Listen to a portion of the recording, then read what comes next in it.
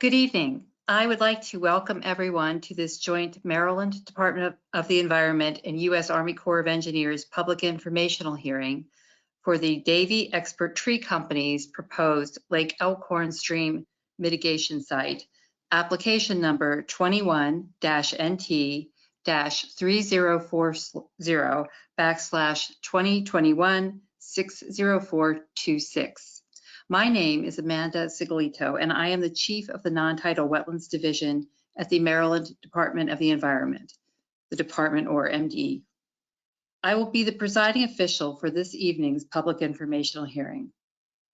Also in attendance with me from the department are Kelly Neff, who's Mitigation and Technical Assistance Section Chief of the Non-Tidal Wetlands Division, Jeff Thompson, who's Chief of the Central Region of the Non-Tidal Wetlands Division, Anna Helmroos, who's Project Manager of the Central Region of the Non-Tidal Wetlands Division, Bill Seeger, Chief of the Waterway Construction Division, and Alex Sicard, Project Manager for the Waterway Construction Division.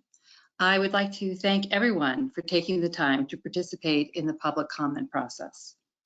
It is the responsibility of my office to evaluate applications that propose impacts to non-tidal wetlands and waterways. The department's authority is found in subtitles 5 and 9 of the Environment article.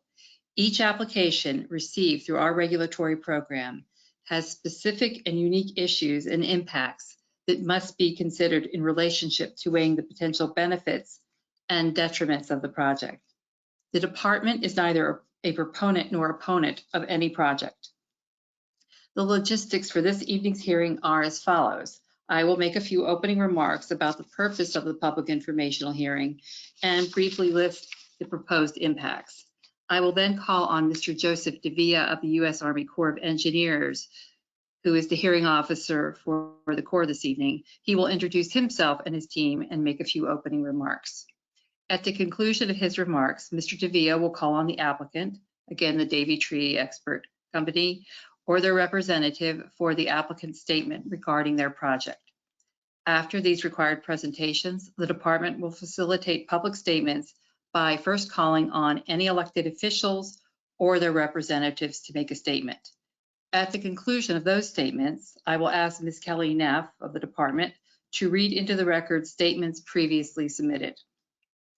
After those statements are read into the record, I will then ask you to raise your electronic hand if you are interested in making a statement. It is not necessary to read a statement to make it part of the official record. Written comments will also be accepted and receive the same consideration as any oral statement. In fact, for accuracy, if you have a letter to read into the record, I suggest you also provide us with a copy of the letter. We do not permit cross-examination of the speakers during their presentations, but you may pose questions as part of your statement for our consideration in our permit evaluation.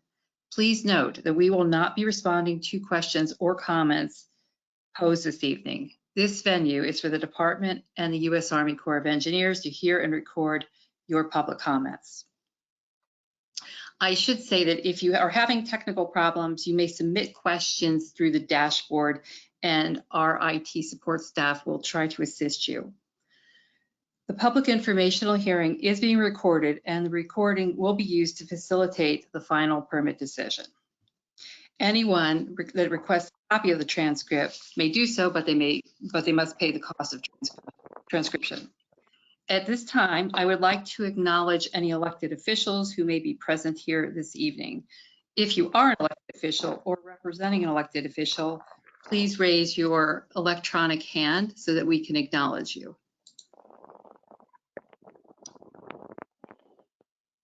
Okay. Wendy Royalty.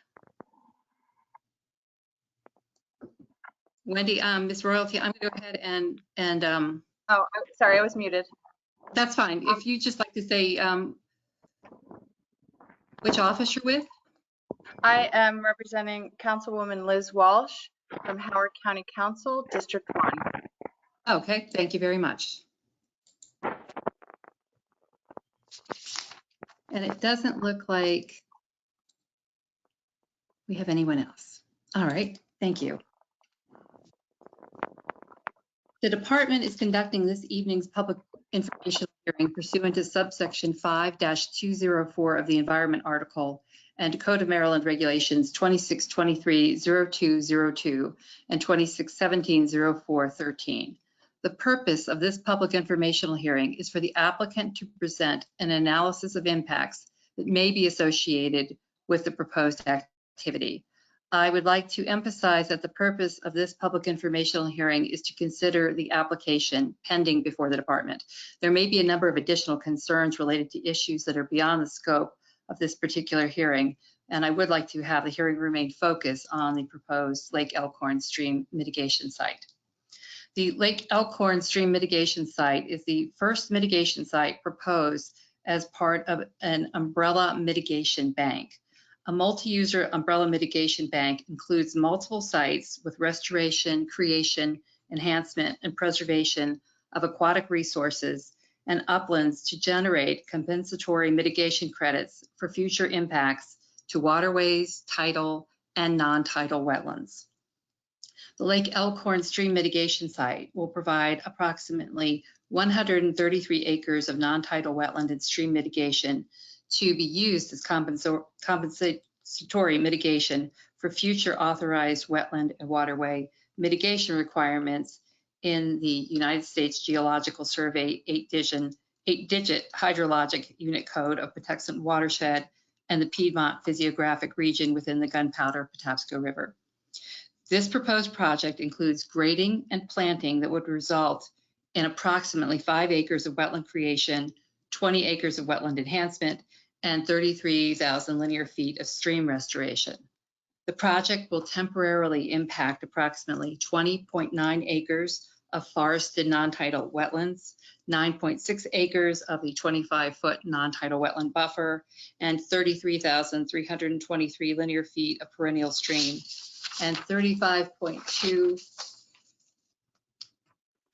acres of the 100-year non-tidal floodplain. The project is proposed along an unnamed tributary to the Little Patuxent River. The project is located between High Tor Hill and Hopewell Park within Columbia Association open space in Columbia, Howard County. At this time, I would like to ask Mr. Joseph Sevilla of the U.S. Army Corps of Engineers to provide us with his opening remarks. Thank you, Amanda. Good evening, ladies and gentlemen.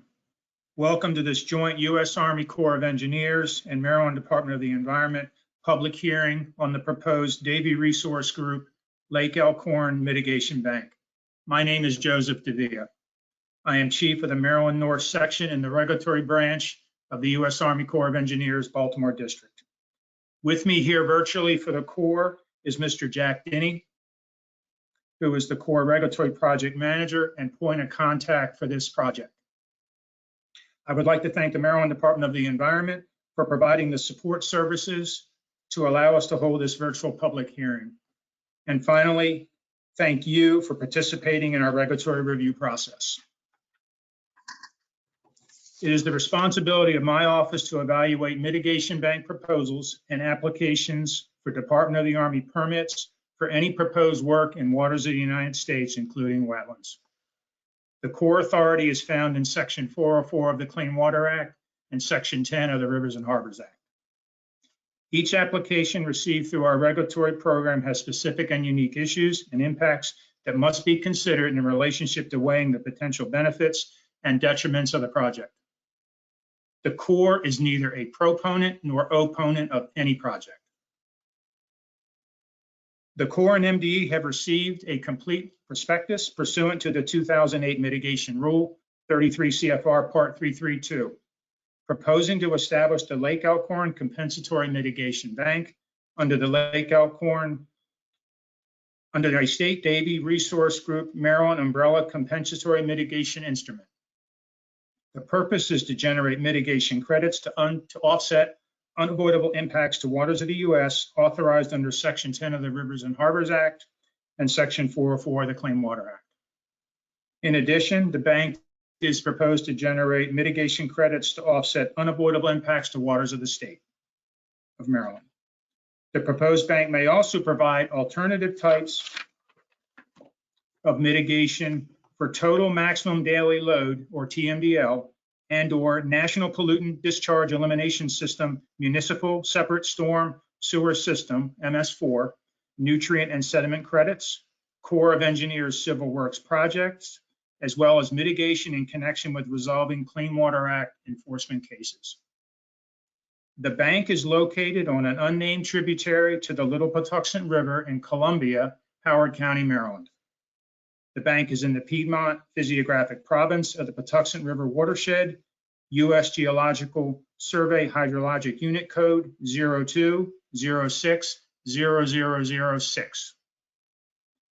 The proposed establishment of the approximately 133-acre Lake Elkhorn Mitigation Bank involves establishment, rehabilitation, enhancement, and preservation of aquatic resources.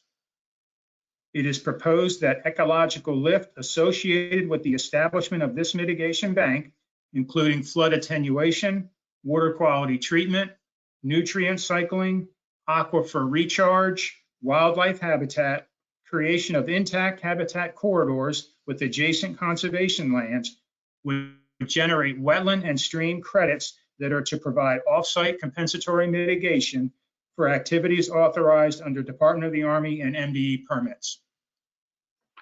Specifically, the following is a list of project objectives as described by the bank sponsor. To restore approximately 33,000 linear feet of intermittent and perennial stream channel. To enhance approximately 20 acres of palustrine forested wetlands. To create approximately 5 acres of palustrine forested wetlands. The proposed bank restoration and enhancement would impact approximately 33,400 linear feet of stream and 21 acres of non-tidal wetlands. The purpose of today's hearing is to inform you of this project and allow you the opportunity to provide comments to be considered in our core regulatory public interest review of the proposed work. Your comments are important in our evaluation of the statewide umbrella mitigation banking instrument and Lake Elkhorn mitigation bank application. The decision on whether or not to approve the bank and issue a permit will be based on an evaluation of the probable impacts of the proposed activity on the public interest. That decision will reflect the national concern for both the protection and utilization of important resources. The benefits which may reasonably be expected to accrue from the proposal will be balanced against its reasonably foreseeable detriments. All factors that may be relevant to the proposal are considered. The comment period for this project extends to January 7th, 2022. Comments received today and throughout the comment period will be considered, as well as comments received during the previous comment period. The time required to reach a Department of the Army decision on the mitigation bank proposal and any associated permit decision is dependent upon submittal of all necessary information, coordination of any concern with resource agencies, careful evaluation of all substantive comments, and ensuring statutory requirements are met. Finally, to be clear, this proposed mitigation bank is currently under review and has not been approved by the Corps or MDE. Therefore, if you see work in the stream or wetlands where the bank site is proposed, that work is not associated with this proposed bank. As a general matter, any work in waters of the United States requires Corps approval. Therefore, please feel free to call the Corps if you have any questions about whether work in waters of the U.S. is authorized. Again, thanks for joining us at this public hearing, and we look forward to hearing your comments. I will now send it over to Mr. Scott Petrie, the applicant's representative, who will provide a brief statement about the proposal. Thank you. Mr. Petrie, you're next.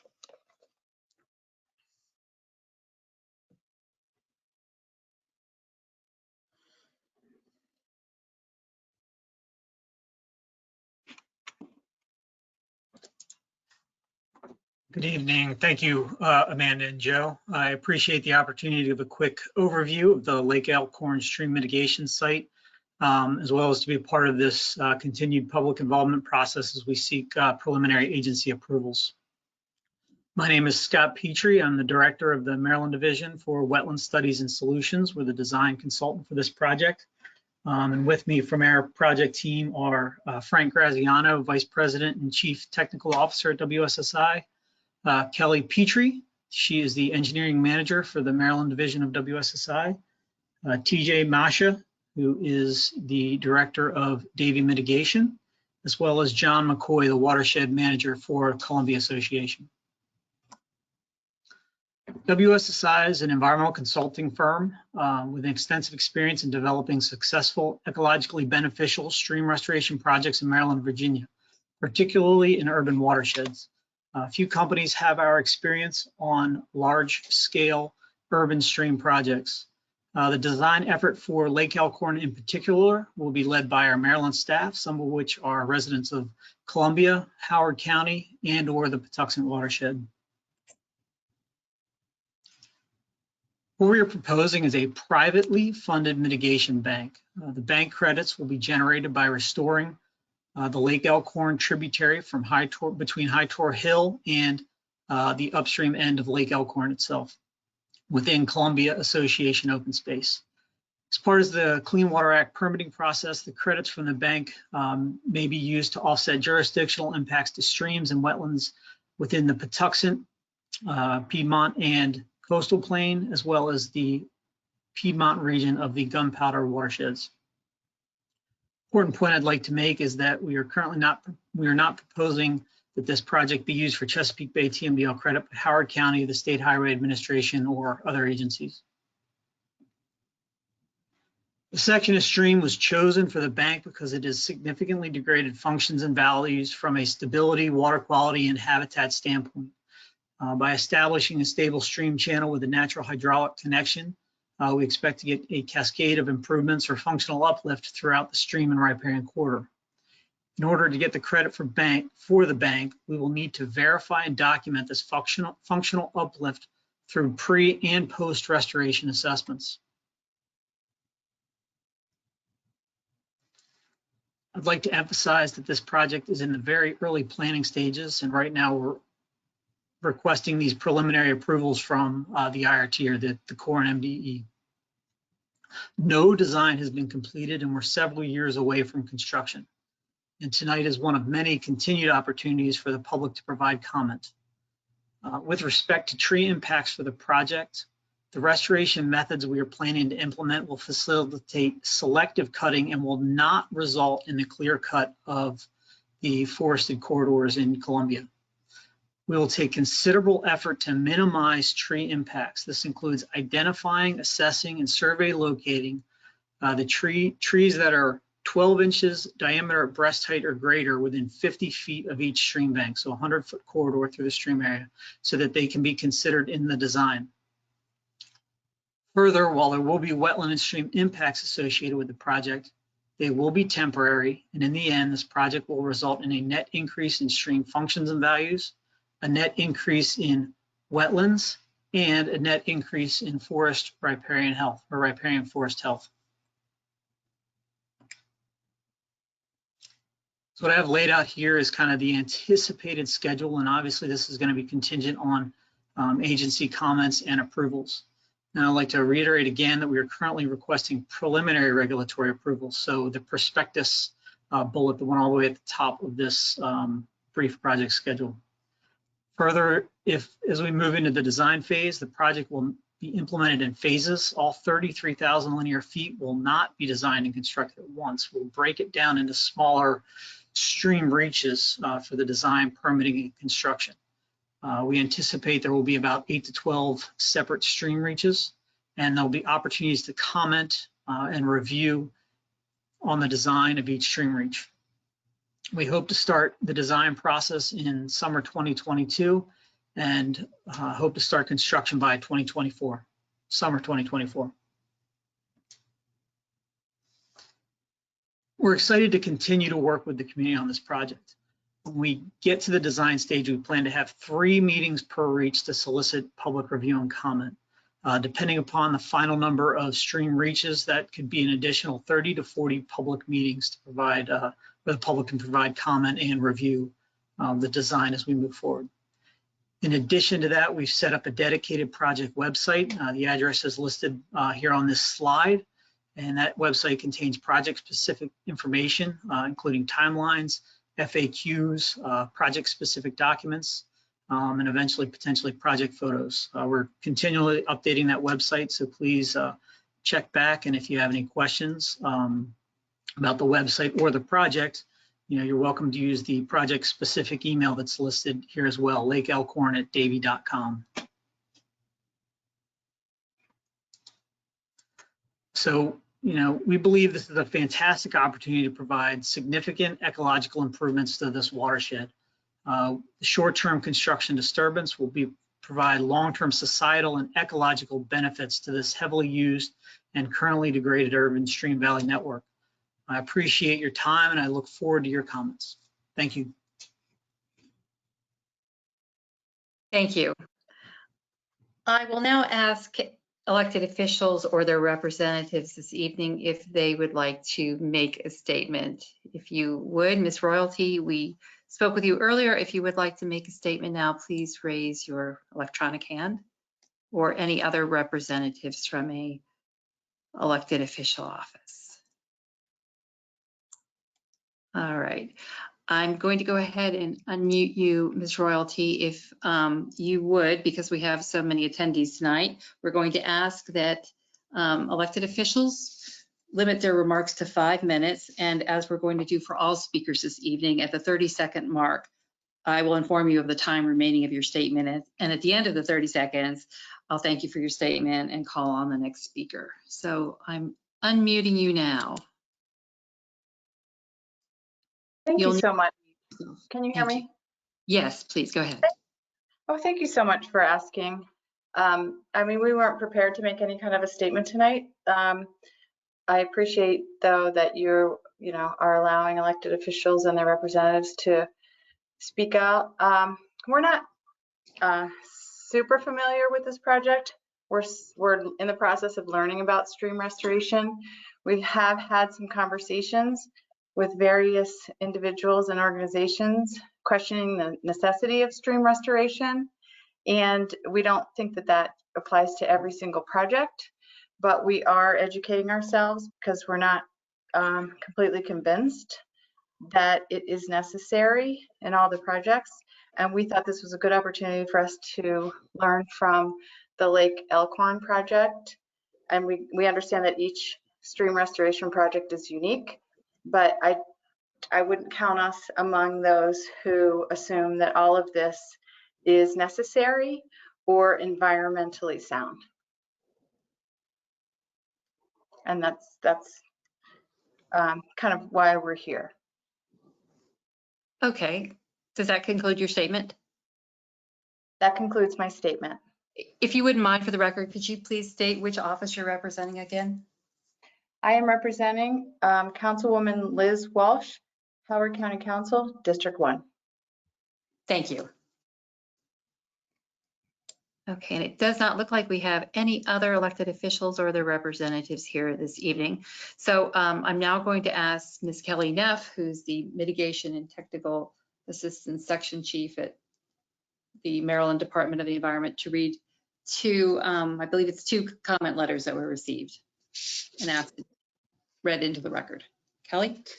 Yes, so the first one is from Sharon Boyes from Columbia, Maryland. If the purpose of granting a 133-acre easement is to hypothetically reduce required dredging of Lake Elkhorn, where is the data that proves what has been proposed will even accomplish this goal?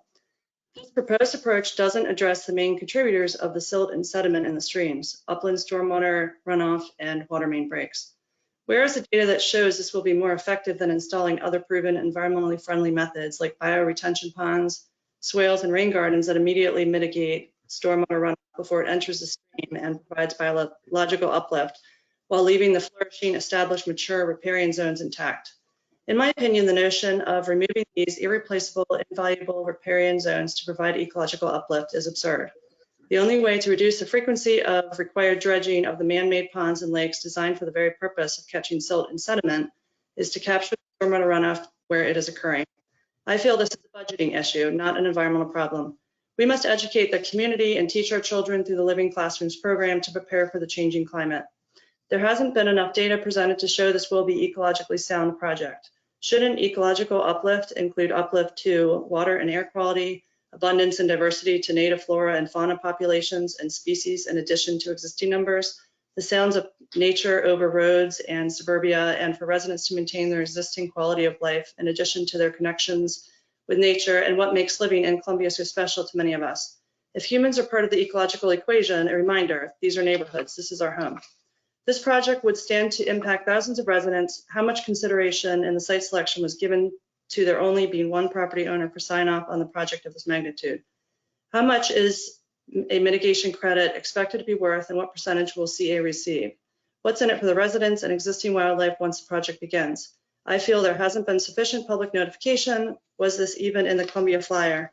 Is it true that less than 300 homes were notified out of over 100,000 residents? These projects have documented they are not self-sustaining. Invasive species, falling trees, and blown out riprap cost communities money and volunteers' times.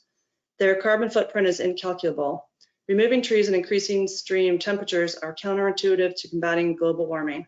There have been no plans provided. Slides of other projects showing the trees removed for 50 feet on both sides of the stream and a few bullet points don't count. There hasn't been a sufficient level of detail provided to support informed public comment. What citizen knows enough about these projects to comment on them? 30 seconds. They're called stream restorations. That sounds good enough to some. When they see the bulldozers and excavators, the reality hits home. I oppose this project, and I'm asking Army Corps and MDE to stop this project from moving forward. We don't want this in our community. Thank you for the opportunity to comment and for your consideration. Okay, the second comment was from Martin Gold of Columbia, Maryland. The degree of transparency by Columbia Association, CA, regarding the proposed project is woefully inadequate. CA's poor track record of objectivity and public engagement on such projects does not inspire confidence in me that it can produce any better outcomes than it previously has. And it has had real difficulty explaining how it has measured success or failure in such initiatives. Glad to see some neighborhood folk persistent in successfully pressuring CA for more information and documentation before taking any action. Hopefully CA will be more forthcoming about what it plans and outcomes expected. In the absence of such information from CA in the past and its current staff's inability to offer a proposed measurement and evaluation approach for the current project when asked during a recent forum, I offer the following general suggestions as a starting framework. How does CA propose to measure the lake stream restoration project success as well as failure? Effective evaluation of any such CA restoration project should include 1. Clear objectives to produce a framework for design of project evaluation. 2, baseline data needed as an objective basis for evaluating change caused by the project, including a detailed historical study. 3, good project study design to demonstrate the effects of restoration projects in the complex Lake Elkhorn environment.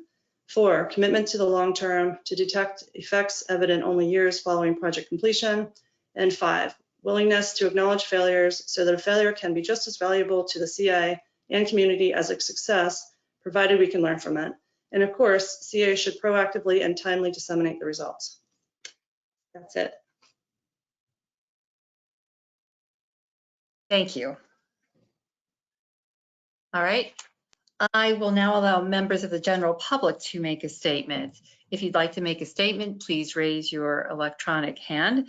And when we unmute you, you will also need to then unmute yourself. Please start your statement by clearly stating your name and any interest which you may be representing. Speakers representing a group or organization are allowed 5 minutes to make their remarks, and individuals are allotted 3 minutes for their remarks. Due to the number of attendees this evening, we will need to adhere to these time limits.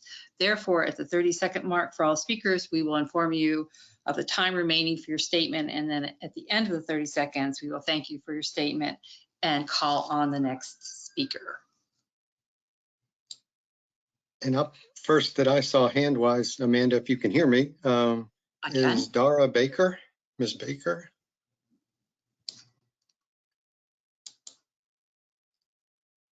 Are you going to unmute or should I, Amanda, or try to? I'm not seeing Ms. Baker. Oh, there she is. She's unmuted. On our end, it looks like. Hi, can you hear me? Hi. Yes, we can. Excellent. My name is Dara Baker. I'm speaking today as a new resident of Columbia and of the King Charles Commons community. I'm here to articulate my deep concerns about the project as proposed from Davie and their subsidiary Wetland Studies and Solutions to establish a mitigation bank instrument umbrella project for the Lake Elkhorn watershed area.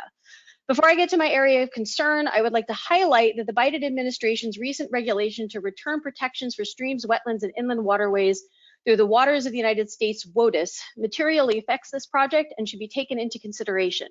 Given the new rule, any approvals for the project of the size and scope should be delayed until the new rule has been written. I have 3 areas of concern related to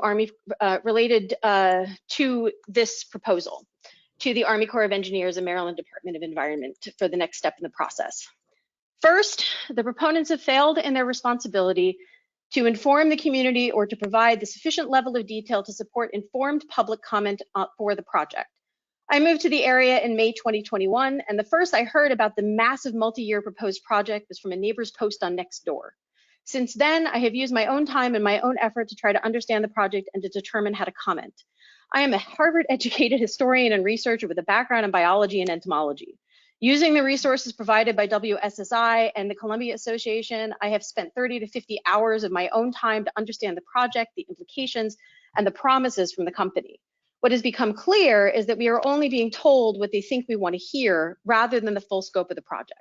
When asked if the project would benefit the community, the response is, of course, rather than a scientific and focused answer of how and when and in what ways. I have seen nothing presented by WSSI or the parent company that is specific to the proposed MBI-focused project. Because of that, deciding how to comment and what to comment on has been a frustrating and opaque process.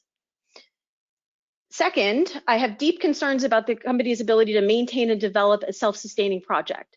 All of the work that we have been shown from WSSI in Maryland has already developed problems from the reliance on volunteer labor at most sites to tree planting and combating invasive species, and the fact that WSSI claims to not have a project plan to share. A similar project in Virginia is being revisited due to the Environmental Council of Alexandria, Virginia, that stating, and I'm quoting from a public document, that Wetland Solutions and Studies and Solutions, Inc. continue to give the council and staff misleading and inaccurate scientific information regarding stream restoration. 30 seconds. Third, and my final, is WSSI has received easements for only those lands owned by Columbia Association. There are many smaller areas owned by individual HOAs that they have not approached. It might be suggested that WSSI believes that once the project gets approval, HOAs will have no choice but to provide access. The project is described as natural stream engineering or stream restoration is misleading. The project is a stream replacement at best, and the destruction of an established ecosystem to be replaced by an undefined and unprotected one in the future. Thank you. We need to move on to the next speaker. Thank you for your comments. And Kenneth Bauer is the next speaker, Amanda, that I have a hand for. All right.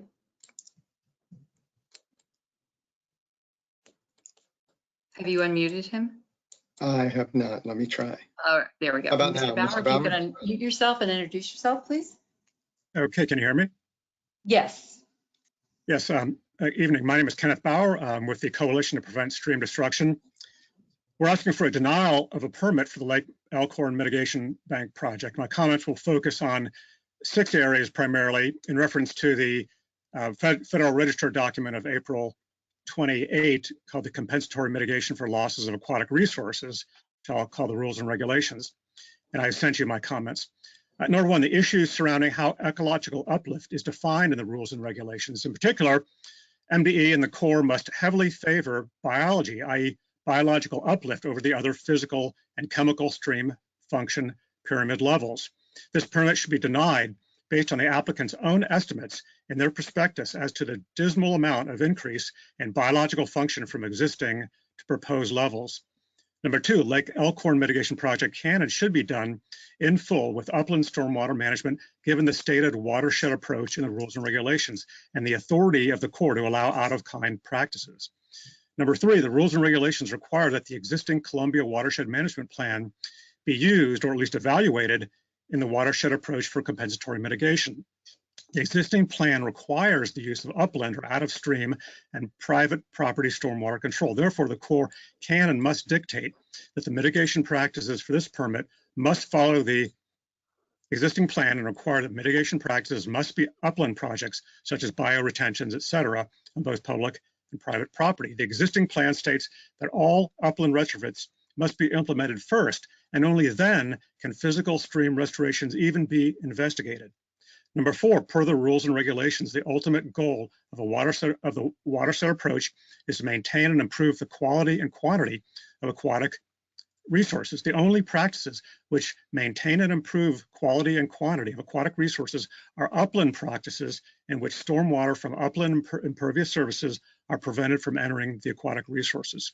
Number 5, the requirement that a mitigation project must be self-sustaining over time requires that this permit be denied, since there is ample empirical evidence from around the Washington-Baltimore region that stream restorations are not self-sustaining over time. Number 6, this application must be rejected because of a failure to meet the following requirement in the rules and regulations, which is that in saying the prospectus must provide a summary of the information regarding the proposed mitigation bank at a sufficient level of detail to support informed public comment. And a couple other comment areas. Number 7, this application should be rejected based on the concerns raised by the DNR letter to WSSI from April 2021, which states that their analysis suggested that forested areas in this property provide habitat for forest interior dwelling birds. And the fact that this project will destroy a total of 63 forested acres. And number 7, we have concerns about WSSI's past performance and misinformation from WSSI, MDE, and Columbia Association. So it looks like I haven't gotten the hook yet, so I will try to fill in the blanks a little bit. All right, but let me ask you a question, Mr. Bauer. Are you representing the coalition that you referenced? I am. Okay, please continue then. You've got another minute and a half. Okay, just a general comment then.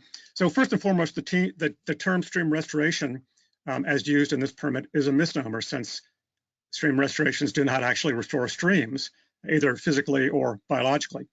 Stream restorations convert sections of natural stream valleys into artificial engineered stormwater conveyances. And to be clear, we don't oppose necessary utility or infrastructure protection projects, such as exposed sewer lines. I have personally spoken to MD Secretary Ben Grumbles in a conference call. I've gave a 30-minute presentation to WSA Administration Director Lee Curry, and presented to numerous state and local elected officials and their staff. Everybody without exception agrees that there are problems with stream restorations. I will leave it at that. I've sent you my comments with that flesh out the details of all the comments I made. Thank you so much. Thank you.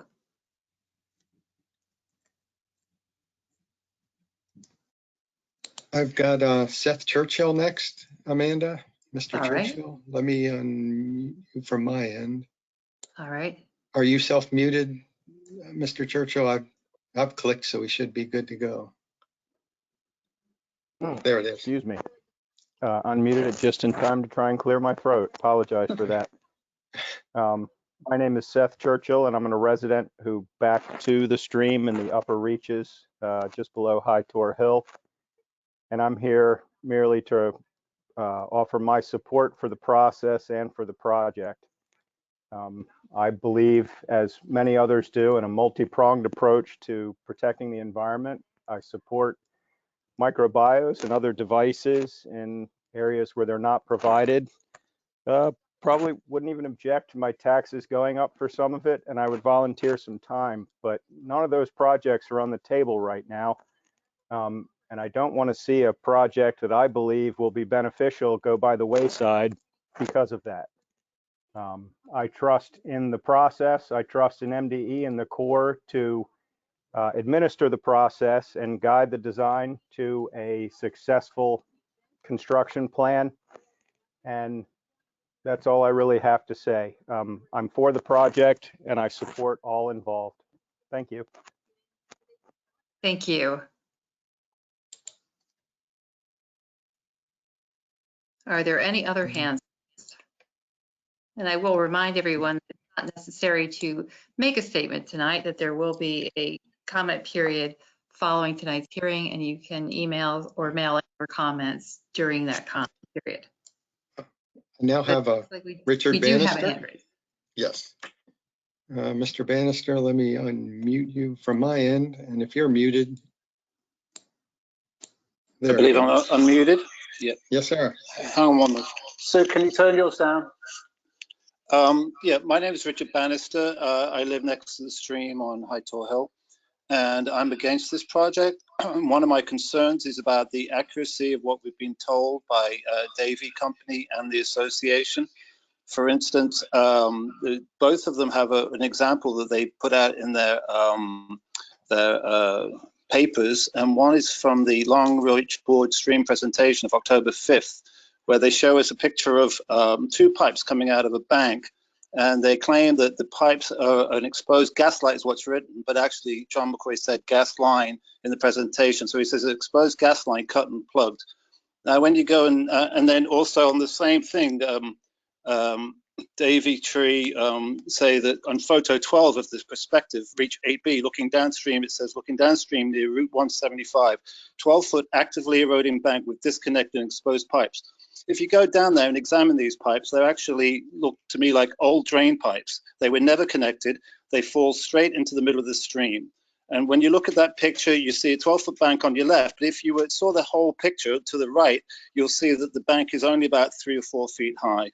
The bank is not made of clay or is actively eroding. It is in fact made of sandstone.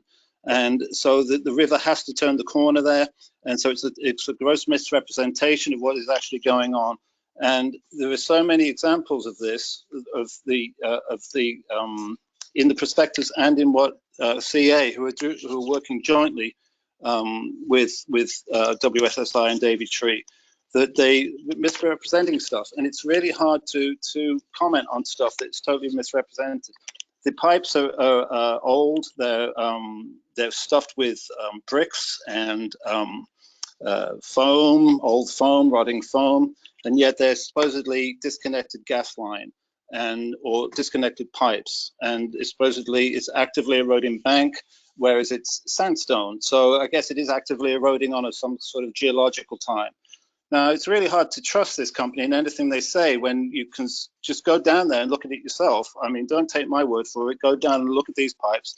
One of the pipes is a tree that's probably 40, 50, 60 years old, growing above it. And so these pipes have been there for like 30, 40, 50 years, and yet they're being presented as a problem, as an evidence of bad erosion. And there's other evidence that— 30 seconds. Well, that'll probably do it for now. I'll be entering these with my written comments and having photographs to support my claim. And I encourage people to actually go down there and have a look for themselves. Thank you. Thank you. I have Amy Bennett next.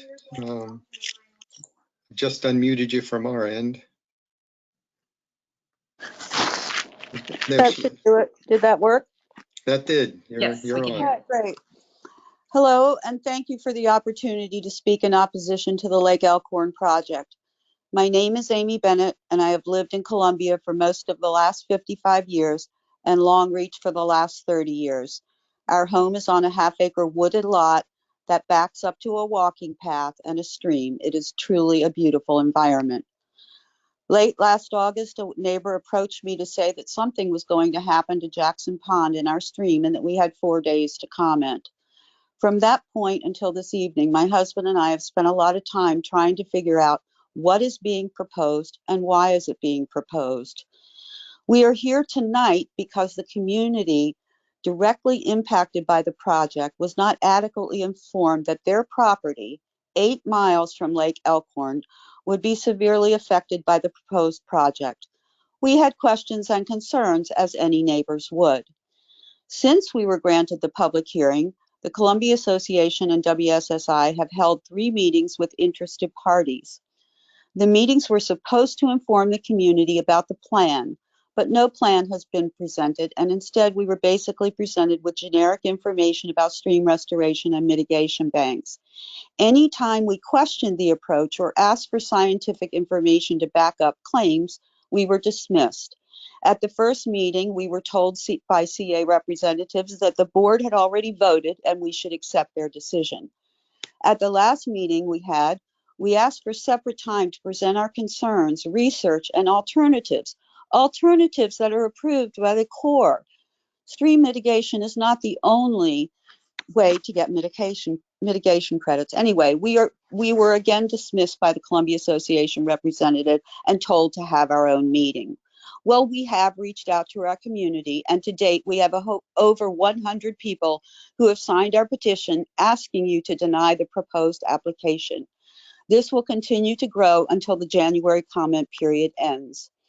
The proposed project, in my opinion, far exceeds the scope of the necessary repairs to Lake Elkhorn, Jackson Pond, and its streams, is based on little to no scientific research, and will result in the removal of trees and the disruption of wildlife.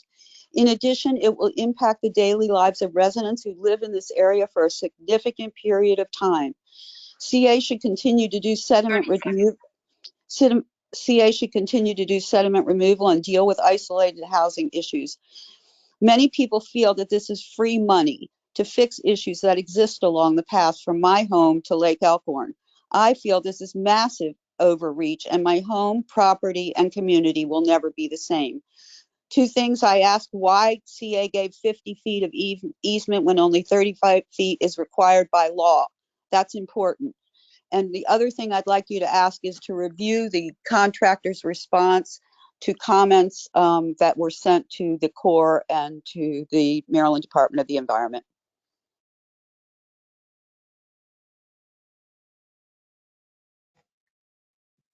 Thank you very much. We need to move on to the next speaker. Douglas Jimerson is, and I've just unmuted from our end, I believe. There, green now. You should be on. Good evening. I'm Douglas Jimerson. I live on Sewell's Orchard Drive in Columbia, and we're about 100 yards from the walking path and the stream, the tributary we've been talking about. And I will submit a written comment because I don't have anything substantial prepared, but I am opposed to the project, and I'm a birder, and I'm particularly concerned because one of our great hobbies is taking walks along the stream 3, 4, 5 times a week and observing owls, hawks, woodpeckers, and bluebirds, other animals like foxes. And there are just hundreds of these birds that depend on a stable forest. And I can't imagine that removing trees and having construction vehicles in their midst is going to allow these barred owls or these red-tailed hawks or these pileated woodpeckers to remain in their natural habitat. And these are very territorial birds. And I've reached out to friends with the Howard County Bird Club and other groups of this kind, but it's going to have a tremendous impact on people who regularly enjoy the nature that we have in our backyards. And you know, it is in our backyard, and we are, we look out every morning at this natural preserve, and it should be a preserve, and it shouldn't be disturbed. There are not enough trees now, and I haven't heard anything about what kind of trees will be planted, because what we find is that the trees that are offered to be planted along Sewell's Orchard Drive are sycamore trees and other really not very sweet gum trees, not very appealing trees. So I'll submit a written comment.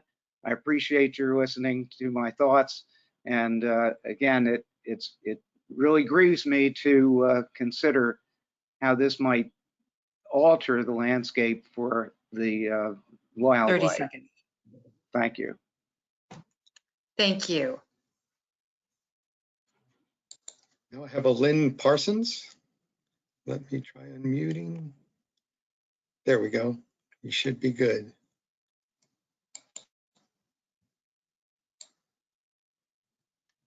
Ms. Parsons, you there?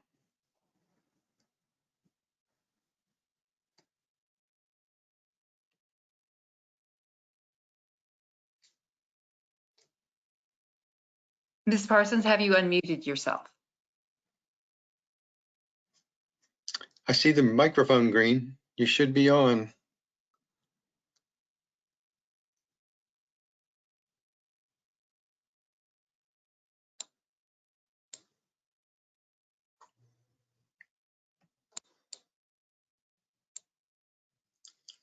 All right, well, we can come back to Ms. Parsons. Are there any other hands raised? I'm looking. Going up and down the list. None that I see currently, Amanda. Okay. Ms. Parsons, can you hear us? You are unmuted, so you should be able to give us your comments. Oh, wait, she's muted again. I don't know if that's on her side or ours.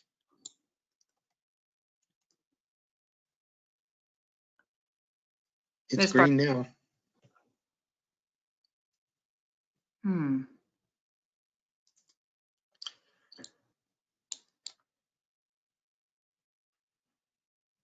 All right, I'm not seeing any hands. I will say again, as the slide indicates, the comments will be accepted. Got one now, Amanda. Sorry to jump in.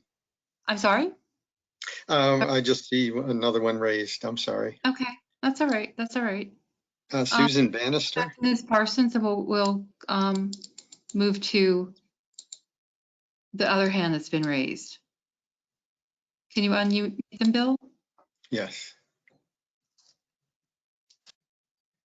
Ms. Bannister, you're green now from our perspective. Yes. Can you hear me? Yes, we can. Please go ahead. Yes. I found out about this project in I guess the first week of August, and at that time there was only, the comment period was supposed to end the end of August, and I became very alarmed because we do also live right next to the path and the stream and right at the top of High Tor Hill.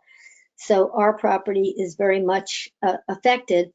Now, I've lived here almost 50 years and have seen that stream, you know, weekly, if not daily, and the forest that grows alongside of it.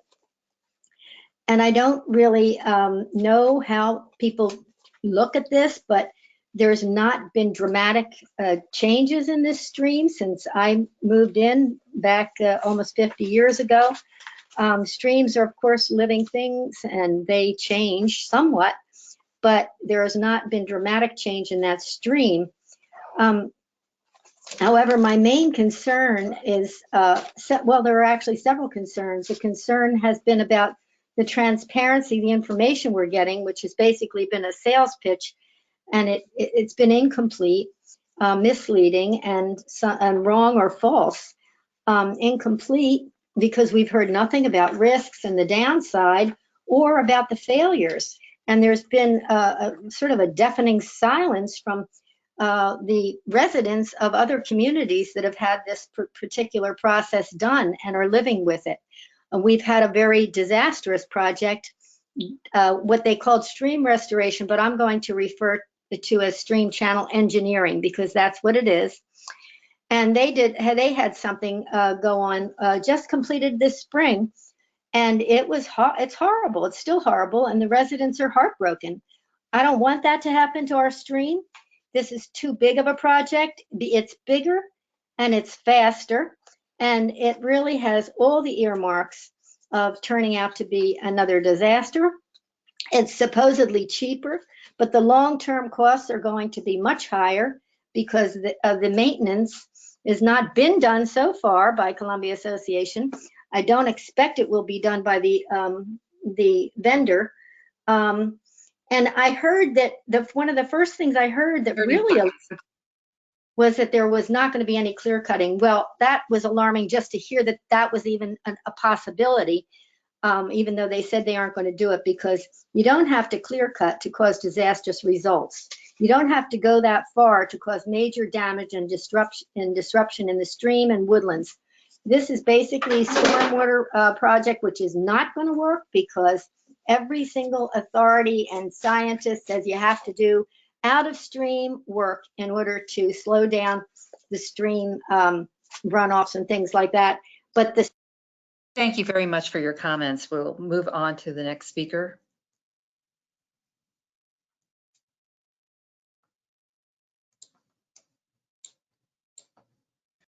Sorry, Amanda, I was trying to unmute. Ms. Parsons is back, and let me unmute Okay, very her. good. Ms. Parsons, can you unmute from your end? We've done it at our end. There we go. It's Is it free working? now. Yes. Yes. Okay, good. I'm on my phone. Thank you for this opportunity. I'm a Montgomery County weed warrior, and unfortunately, I'm not prepared for this meeting tonight, but I think I have enough experience with having seen previous stream restoration projects and an awareness of invasive species as a weed warrior to know that what is happening with these projects several years after they've been going on, if there's not heavy volunteer or paid, but I don't know where you're going to get it from, people going in there to stop the invasion of invasive species, they become dead zones. So what I would ask is anybody who's making decisions on this should go with someone who's qualified to identify what is a dead zone and what are invasive species doing, and look at some of these previously done restoration areas and see what's happening. You're taking an area where there's decades of soil, well, you're disrupting what has been undisturbed soil for decades, and now it's going to have, nature's resilient, it will have to try to restore itself, but you get those invasive species in there and no one to stop it, and the restoration can't take place.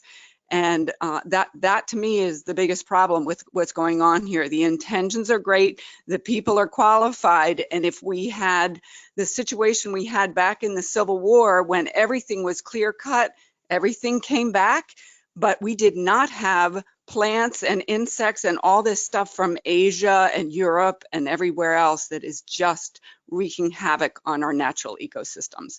So I will write a written response, but I do hope that they get out there and look at what's been happening. And we don't have enough natural area right now. We need more, not less.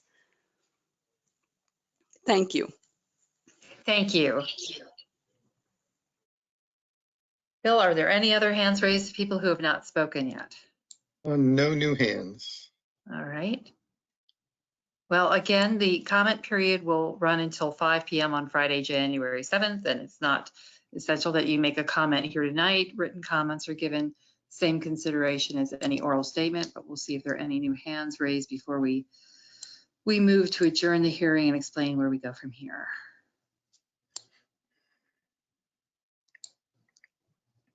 I'm not seeing any new hands. Me either. Okay. Well, the hearing record will remain open for 4 weeks or until 5 p.m. on Friday, January 7, 2022.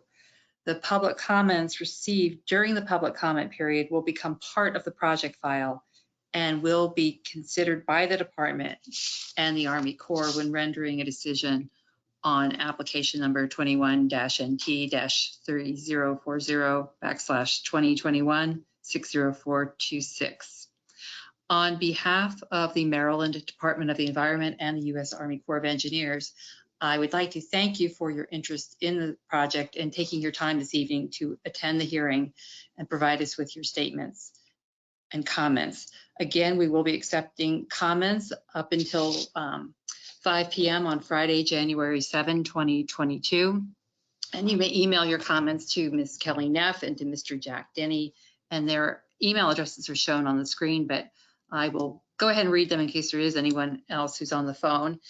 You may send your comments to Ms. Kelly Neff at MBE, and her email address is kelly.neff@maryland.gov, KELLY.NEFF@Maryland, spelled out, .gov. Or you may email your comments to Mr. Jack Dinney of the U.S. Army Corps of Engineers, and his email address is john.j.dinney@usace.army.mil.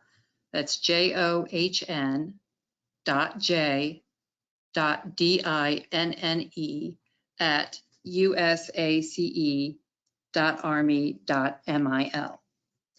Again, I thank you for attending tonight's hearing and for your comments. The hearing is now adjourned.